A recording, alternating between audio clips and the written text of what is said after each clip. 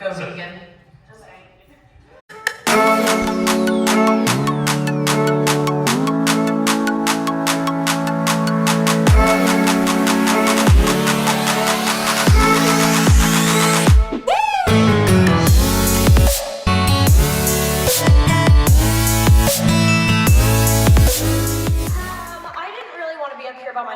I mean, I love talking about myself, but I figured I'd give some other people a chance. So what do you guys say we bring out Beth Broderick and Jenna Lee Green?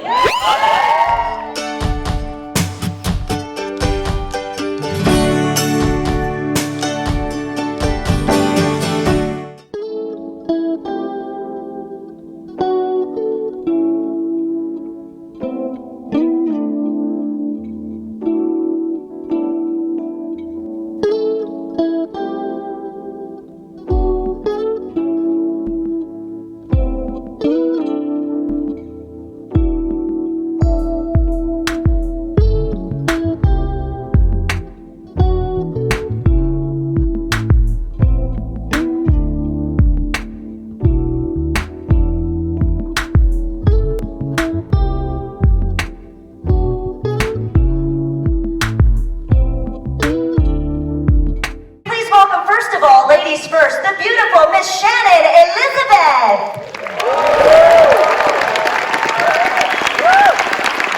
Hi guys. Give it up for Shannon Elizabeth, ladies and gentlemen. Next up, please welcome Chris Owen.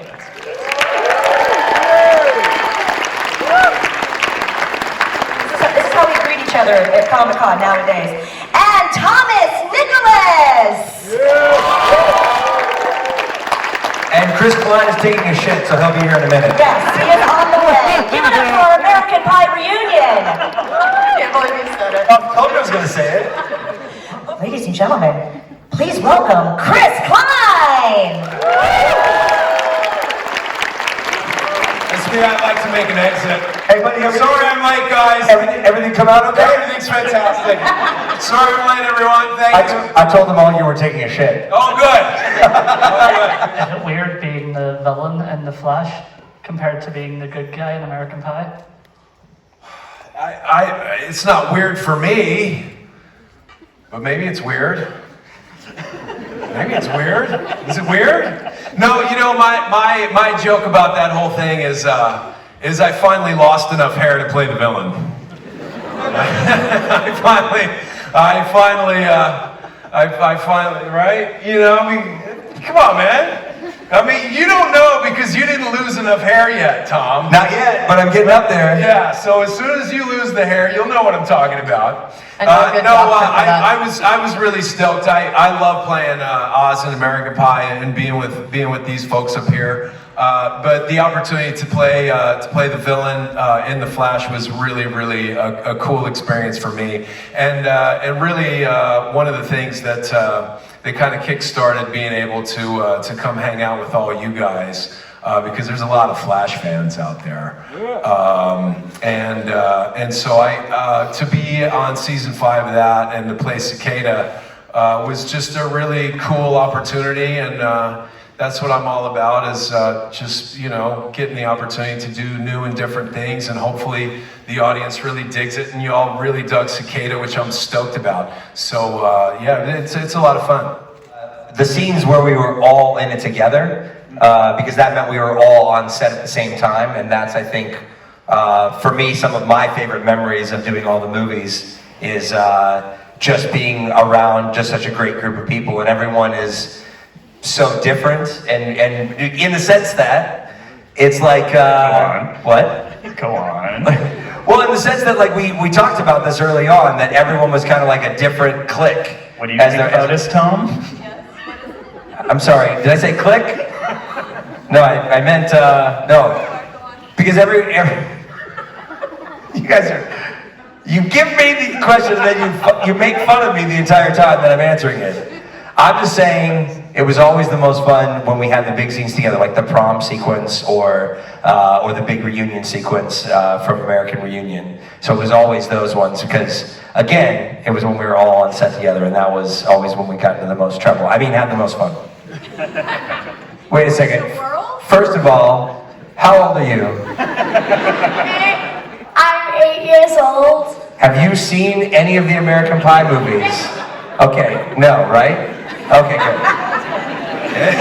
His mom's like, no. I have an 8-year-old son, and I was like, it sounds about like my kid's voice there. And I have a daughter who's almost 4, so I was like, yeah, you better not have seen it. That's good. That's good. No, I guess favorite. I think my favorite character was the pie. Round of applause for the pie. It really was a star. I just did a pub quiz. I hosted one round of it in Birmingham last week, and there was a team name called the Pie Didn't Consent. Did you just call me old? I called you experienced. You called me old. I called you That's experienced. It's seasoned. Seasoned. So basically old. But yeah. still a lot more hair than me these days. Still a lot more hair than me these days. That's one of the most special things about American Pie, the franchise, for us, is that we got to be a part of something that's really an epic thing that spanned generations and all that kind of thing. And of course we didn't know it was going to be like that. All we knew is that we were having a heck of a good time. And anytime an ensemble comes together and really gels like that, it's going to turn into something special. And it did for us 20 what years ago? 21. We're finally legal 21, in the States. 21 I know the years drinking ago. ages. Yeah, I was gonna say. Yeah. That joke doesn't work here.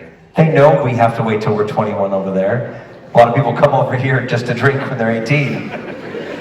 Or is it? It's 18 or 16? No, it's 18. 18? 18.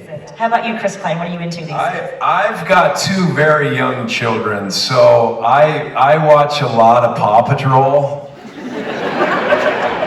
Do you guys have Paw Patrol?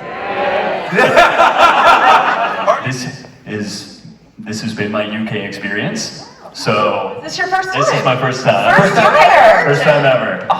Is there something I have to do? version. Do I have to- We gotta go to Nando's. What? Okay, you said that's what you. Let's do this. Let's do this. From South Africa. The entire audience will haze you after South African the chain. Q&A. There will be a Can't line out front. A line of hazing. Go vegan. I've been to the UK a bunch. I absolutely love it out here. I'm actually going to spend the week in London, so if anybody wants to come to London with me, yeah, I mean, I think it's incredible. I always have a great time. It's a beautiful city, and this is my first time in Liverpool, and I got to walk around a little bit yesterday, loved it. I'm a huge Beatles fan. So I went to the Love Show in Vegas, which was the Beatles Cirque du Soleil, and I was like, oh, that'd be so cool if they had that show here. I would totally go, but yeah, I'm just a huge fan of the UK. Beatles fan, she is in the right place. Yeah. After the first American Pie came out, for about 10 years after that, whenever I saw a guy that was really stoked about it, I'd walk past and he'd wait, tell all his buddies, hey, wait. And all of a sudden from behind I'd get, "Suck me beautiful!" Which is not me, that's a Sean William Scott quote. But the guys that really loved screaming that at me. And my favorite is when, I'd be with my mom. And have to deal with that. Mom's like, what are they saying to you? Why are they saying that to you? I guess I have a love-hate relationship with Sean's line, which is, "Sherman, the fuck are you doing here?" Because that has been my life since 1999. Never gets old, does it? Does it get old? You ride waves, There was times where I was angry. And I've just embraced it at this point.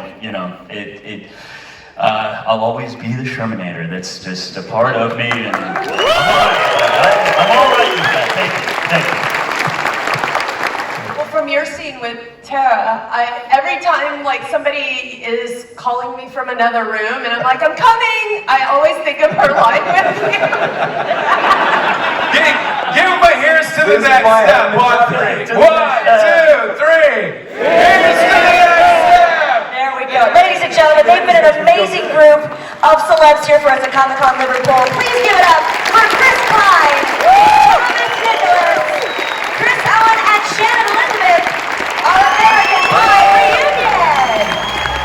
Thank you guys, thanks for all coming out. Thank you. Thank you. Thank you so much. Come see us at the tables.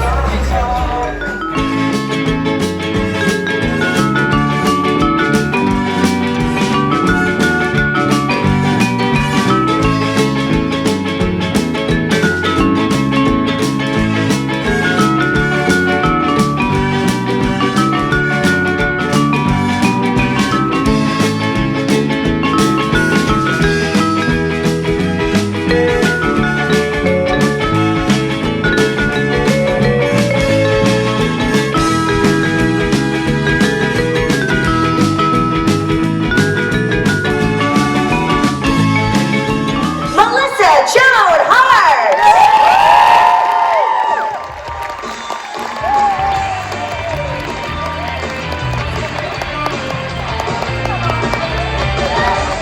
Give it up for Joan Hart, ladies and gentlemen!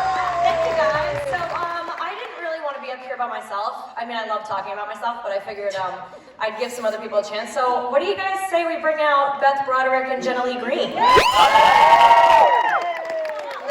Give a round of applause. That is a wonderful surprise. Welcome, ladies.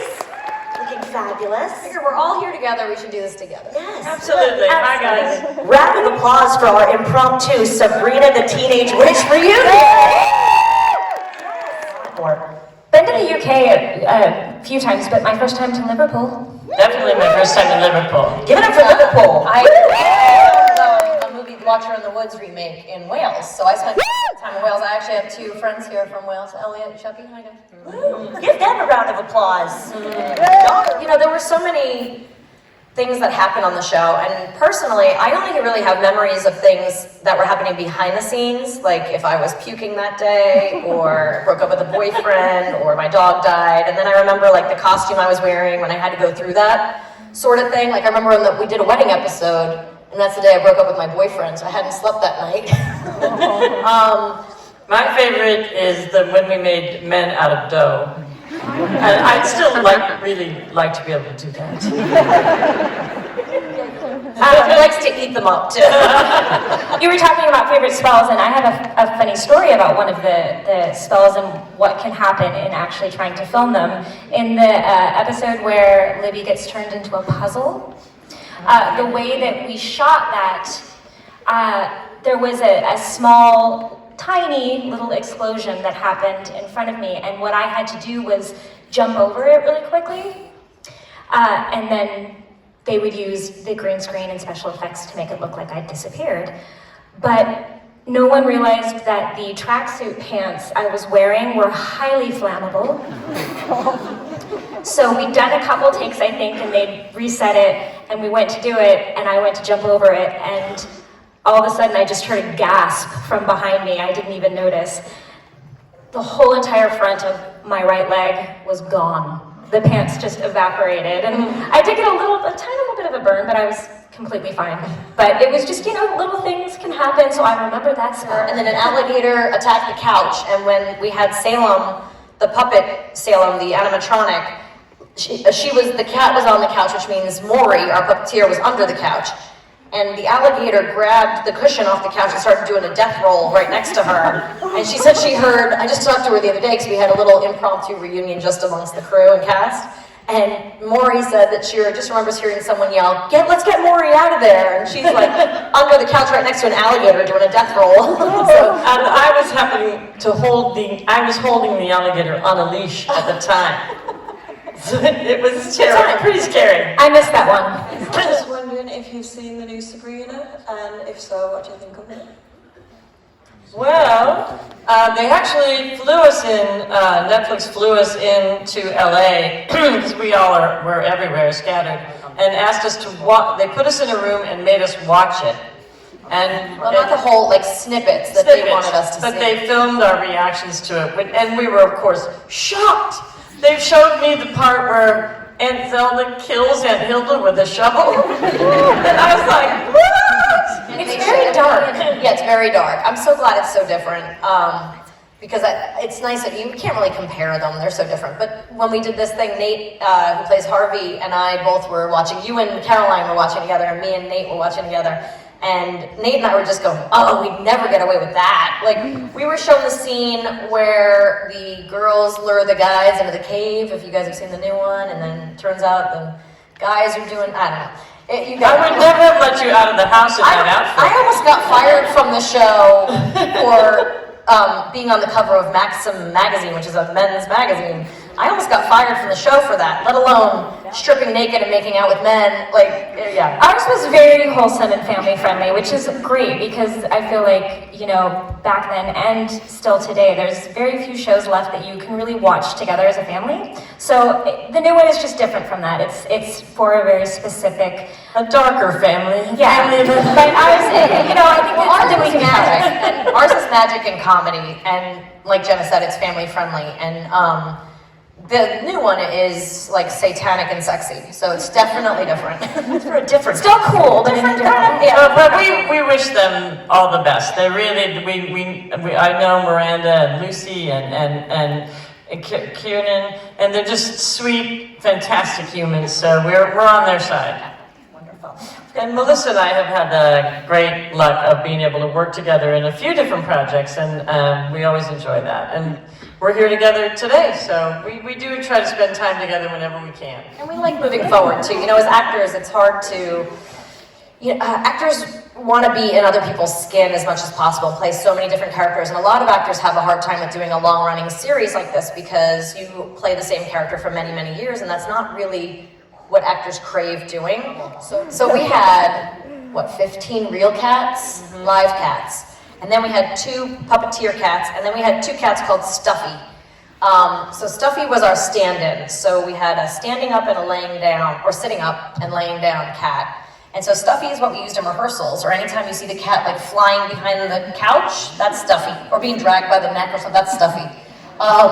You know, and you can, when you watch the show, you can tell, like when it's the real cat, the cat would run in and like jump up on the counter, and then all of a sudden it would be the animatronic cat. And that would require 3 puppeteers. We'd have Maury under the table, she did the body and the tail, and then we had 2 gentlemen off to the side, Jim and Tom, and they had remote controls. And the remote controls, one of them did, I think, the ears and the eyebrows and yeah, ears, and then there was cheeks and lips, and then we had Nick Bakay, who's supposed to be here with us today but couldn't make it, who was the voice of the cat. But he was just one of our writers, and everybody just loved his voice, so he became the voice. So oh my God, he's so damn funny. But now he's like one of the biggest producers in Hollywood. Some of the people that came out of this show, funny enough, were like, so Nick Bakay now runs the show Mom, but he does a lot of Chuck Lorre shows.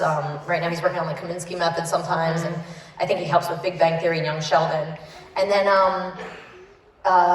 Steve Kolbak. Steve Kolbak did our special effects, and now he's one of the front card titles on Game of Thrones. Erin Kruger-McCash was our makeup artist, one of our dear friends, who's now like one of the most winningest makeup artists. She does all of the American Horror Stories and anything that Ryan Murphy does. And Paul Feig. Who did Bridesmaids and... The director. Yeah, he played Mr. Poole. And he's now, I mean, if you just Google his name, he's created... I just did Last Christmas. Yeah, numerous movies, television shows, he writes and produces. Tell us stuff like secrets. Read my book. How was it? Yeah, you know what? I think I'm the oldest of 8 children, and I'm lucky I have great parents, and I had a good family home, and this was something I started young, but my career snowballed slowly. I did a lot of television commercials, I did a lot of theater, and then I got my first show on Clarissa. Was on cable in the US, which was new at the time. Nobody knew what that was. So, you know, I people didn't recognize me that often. It was once in a while. But I lived in New York City, so nobody really recognizes you in New York City. Everyone keeps their head down. But, you know, so then I didn't live in LA, which I think was a big benefit too. You know, once I moved to LA just to do Sabrina, I was already 20, and you know, acting was not something I got into to be rich and famous. It was just something I liked doing, and I think that that's the difference a little bit. But also, you only hear about the total wrecks. You know, you only hear those people's names in the news when they make the news. I think a lot of people too, though, actors tend to have fragile egos. They might have egos, but a lot of people are actors just tend to be a little bit more, I guess, fragile. Sensitive. Yeah, Emotional. Because we get there's a lot of rejection. When you're out there auditioning constantly, it's constant rejection. So you have to be thick-skinned in a way, but also you're always worried that you're not good enough, not the right person. Imposter syndrome is the best way to describe it. And so I think that a lot of people, if they do have big success or they do have a big show, they can't handle the downswing of it. So a lot of it, the business is not like, it's not like a normal business where you get a promotion and you get a raise and you move to the corner office and you keep working your way up the ladder. It's very much like an up and then a down and then an up and a down. You know, and we were even talking today about when we are even having our own successes, things that we mark as our successes, not many people might know that. Like, I've been directing a lot, and it feels like, it just feels amazing to me to be able to direct, and I can't believe I get the opportunities I get to direct, but you guys might not know that. So it might look like, you know, sometimes we say that on Instagram, people are like, where have you been? It's like, well, you know, if you don't track our careers very carefully, you don't know where we've been or what we've been doing, unless it's something huge like a franchise like Sabrina. Well, I was really confused when they asked us to do that Netflix come and watch the video and we'll tape you watching it. I was like, what?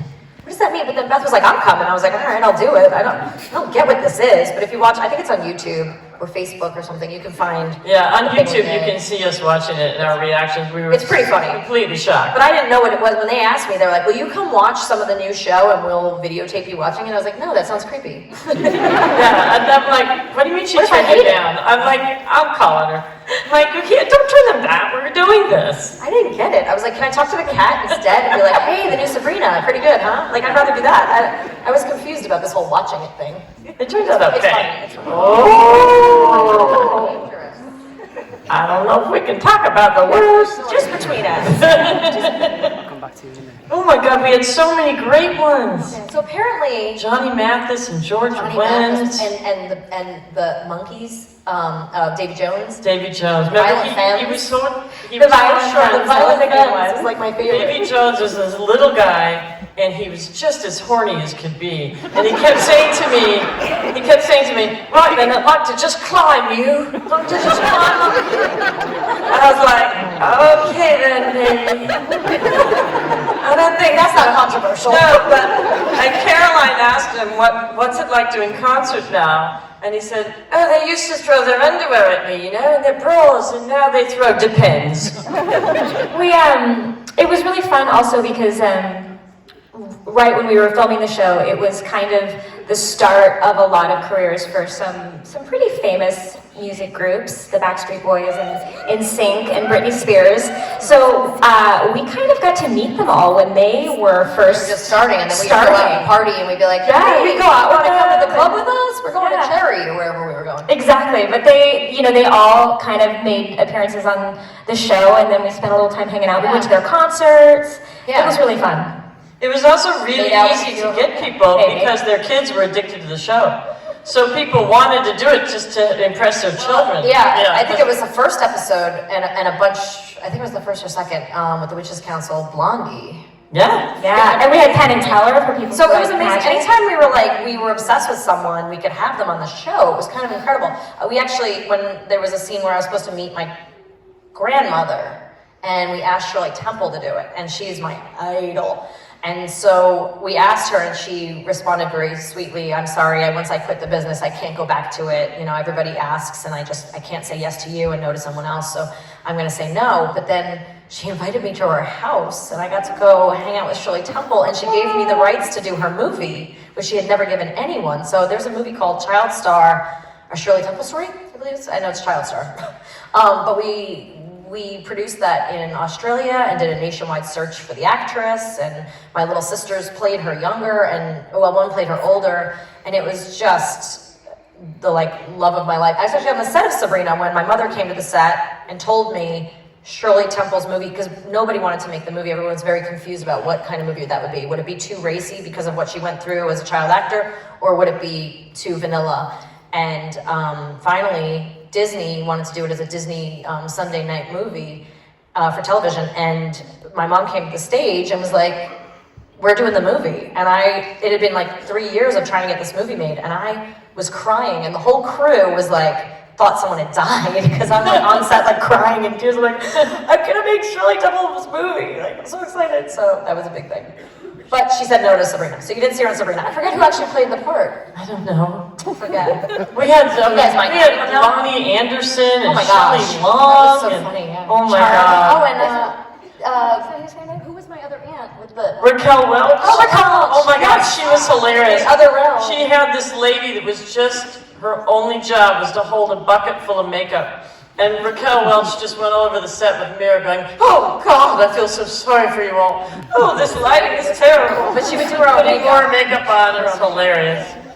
We had Yeah, Caroline and I would cry our makeup off, and we'd have to go back to the makeup room and get it redone. Caroline, who played Aunt Hilda, she says stand-up comic, so she was really hilarious. But there was a point when we'd heard her jokes like 17 times. But yeah, I mean, we just had a blast. It was the funniest thing. One of my favorite sayings that came out of it from the crew was our script supervisor, who's in charge of all the continuity, making sure that everything goes carefully through. To make sure that everything is tracking, like if you are wearing this jacket, that you wear the same jacket, you wear the same necklace, or you pick the tee up with your left hand, or whatever it is. And we'd say sometimes, like, should we have come down the front stairs because I was in my bedroom, or is the back, or if we go out this door, does that mean I have to go to the car, or can I go out the front door? And we're always trying to figure it out. And she eventually, and it's like her job to be very buttoned up, but she was like, the cat talks. Like, who cares what door you come in? The cat talks. That became one of my favorite things. I'd say that I feel like I could speak for everyone that we got the chance to film an episode at Walt Disney World. And that was really great because basically the entire cast and crew, The whole crew, everyone got on a plane, went to Florida. Disney World opened for us extra long, Uh-huh. so we rode, and one of our crew members punched a hole in the Pirates of the Caribbean ride. Oh, I don't remember that. That was fun. But we did, this was a very long time ago, but Animal Kingdom had not yet opened. So we were the first people we filmed there. Wait, So- did we go on the safari ride together? Yeah. So I went on this safari ride, and I was supposed to be on set, and we were losing the sun, which once the sun's down, you can't shoot anymore. So we're trying to make our day, and But we're really young. We just want to go on the rides. safari ride, we're told takes 5 minutes, and it takes 25 minutes, and the whole crew is waiting for us somewhere else at Disney World, waiting to finish hopefully we can get the shot done before the sun goes down. We got off and I hid. We were in so much trouble. I didn't know that. I wouldn't have let you go. I forgot that. No, but we had a tour guide with us. We did. We had these tour guides that were so amazing, and they escorted us everywhere. and So when we weren't working, we got to go. The little special. Yeah, they were places. great. My tour guide was so sorry to get stuck with me because I just love to walk. She lost 7 pounds. She was like, can't we ever see a movie or go on a ride? I was like, why don't we just take another walk? We had a really good time. Yeah. So that was a very, very good episode, just personally for all of us. Besides the show itself, just The pictures from that episode are great too. All the safari outfits and yeah. We got chased by a caveman or something. You guys brought a caveman back to life or something. Yeah, it's fun. super fun. There's a Melissa and I have a Christmas movie together called A Very Merry Toy Store. Yes, we do. That my mother directed with Mario Lopez. And I'm actually, this Christmas, I haven't shot it yet, but I should be doing a Christmas movie that'll be out later this year, probably around Thanksgiving. Oh, you guys don't have Thanksgiving here. Hold on. Late November. Late November. Will probably be a Christmas movie coming out that I'll be in, but it hasn't been filmed yet, so we're slated to do that in May, I believe. And then I'll be directing this other one with Mario Lopez that'll be out later this year as well. Last year, I did a limited series for Showtime. I don't know if you guys get Showtime out here with Russell Crowe and Sienna Miller and Naomi Watts called The Loudest Voice, but you can stream that on Showtime. And I just finished a film called Wild Indian that will probably be at the Sundance Film Festival, which is a big film festival for independent films in the US next year. Getting enough sleep. Yeah. Depending on how well rested I am, I'm sure we all feel, if I'm not rested, if I'm tired, I just feel like I don't accomplish anything, and I don't, necessarily perform well at auditions or just have the motivation to kind of follow through with all the things I have on my plate. So sleep is definitely my priority. I also think, just staying balanced. Because our lives have so many ups and downs and we're constantly traveling, and so you have to be consistent. Whether you're home or you're in a hotel, no matter what, I will usually go down and hit the gym for 45 minutes, no matter, even if I'm tired and I just flew in. I really try to be consistent in my behaviors, my physical behaviors, because that keeps me mentally together as well. Yeah. I wish I could be consistent. I can't. I go, one day I'm having celery, the next day I'm having pizza Express. I love Pizza Express, by the way. Can I change my answer to therapy? Therapy is very important. For me, it's when I start a day, especially when I'm like doing something that's a little out of my comfort zone, like directing, or I start my day praying. I make sure I pray on the way to set to center myself and ask God for help in all the areas that I feel like I'm lacking, so that kind of thing. So I love acting, I think, but you guys know who Sean Astin is from Lord of the Rings? So Sean and I did a Netflix show together last year called No Good Nick, and he played my TV husband, and I love him dearly, and he taught me the phrase meat puppet. So when I'm acting, I feel a little bit like a meat puppet. I know it's terrible. But I feel like I can't give everything I want to give when I'm acting. So I do love directing. I love being the storyteller. I love if I read a script and I can see something on a page, I can make it come alive. And I love that. I love playing around with the cameras and the filters and the blocking and the performances. I love that, and I feel also because it is still sort of new to me, I feel very fulfilled when I finish a movie or a scene or a day. If I can make my day, I'm over the moon. But then I get really tired of it. My brain hurts. The movie Watcher in the Woods that I did with my friends here, I feel like my eyes are rolling back in my head at the end of the day. I feel like I can't see because I'm trying to visualize everything so much that I'm not really using my eyeballs. So I feel like it just hurts my head. So after finishing a movie or a series, I love to do nothing more than go make a funny Christmas movie and just make people laugh. So we were actually saying yesterday, I think it was, that I was like, I love directing. I love how fulfilled and how much I get to use my brain, but then I also I could never give up like making people laugh. I think it's one of the great privileges of our lives is that between Sabrina and the Christmas movies and a lot of the stuff that we do, we get to make people smile. And that's a blessing for us as well. Young people, old people, everybody can relate to a lot of the stuff that we do.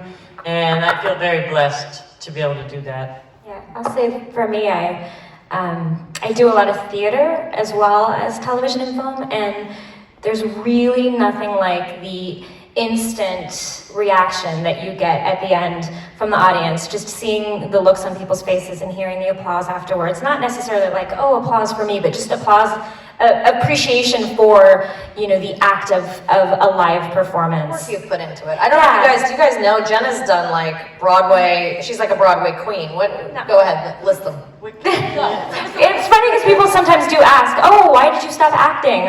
I did not. But I did Wicked, the musical Wicked, for about 3 years, and getting to do that on Broadway and across the country and in Los Angeles. It's just really cool. It's beautiful, really cool. Guys. Yeah, she can sing your head off. She's so talented. I cannot. That's definitely something I do. You don't really want us to. No, But here comes the musical number. No, Just kidding. I'll tap dance while she sings. But please give it up for our amazing panel. Sabrina the Teenage Witch Reunion. Thank you, ladies. Keep the applause going. Thank you. Keep the applause going.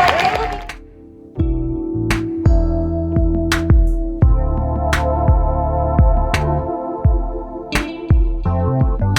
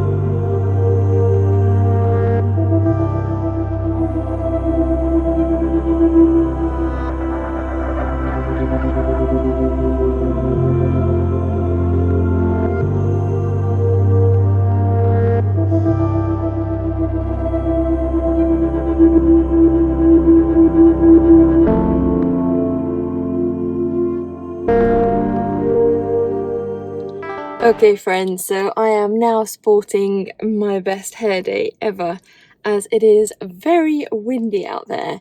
I just made it back to my car and I parked right on the top of a multi-storey and my actual car is blowing around.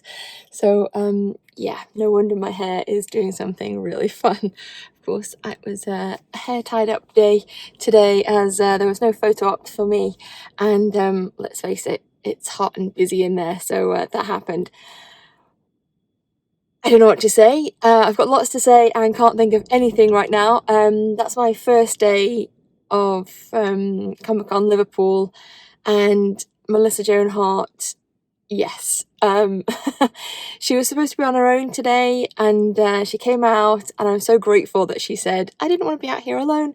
So she brought Libby Chesler, can't think of her name, so sorry, I'll insert it underneath here, and her aunt Zelda, Beth Broderick. So they all came out. Of course, it's not the other people that I saw, but that is the one panel that meant so much to me. So I'm gonna get off this rooftop and find my way home and possibly some food because it's an early start tomorrow. See you on the flip side.